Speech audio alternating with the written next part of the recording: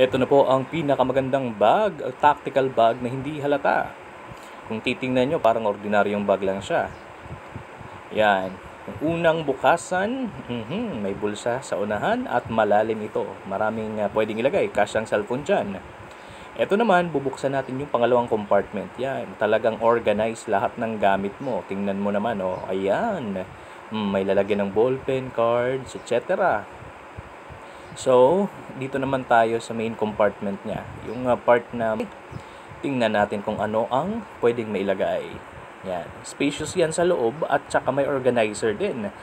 Ma-maximize mo ang space niya pati sa itaas. Hindi mapupuno yung lower part kasi may mga lalagyan siya at may velcro pa. Kaya safe na safe ang mga gamit na ilalagay mo. Tingnan mo, medyo malalim rin. Ayan. Sa baba meron din siyang compartment na may velcro. Kaya safe na safe ang mga gamit mo dyan. At syempre sa harapan, meron ding lalagyan. Pwedeng lagyan ng card, susi, etc. Marami kang pwedeng lagay. Alcohol, malaki po yan. Kaya maganda. At dito naman tayo sa adjustable strap niya. At saka may pad yan para komportable. Ayan, madali lang siyang i-adjust.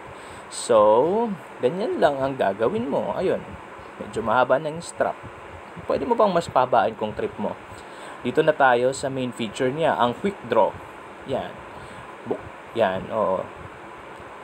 click mo lang yan. Yan, open agad.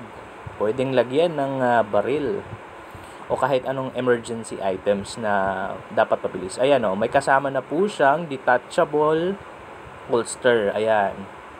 Okay, isara natin ulit. Ayan, hindi siya halata. Kaya kahit saan pwede mo dalhin. Open, pack. Yan. Makukuha mo agad ang mga hidden items mo. Yan. Maganda siya kasi pwedeng lagyan ng kahit na anong firearms.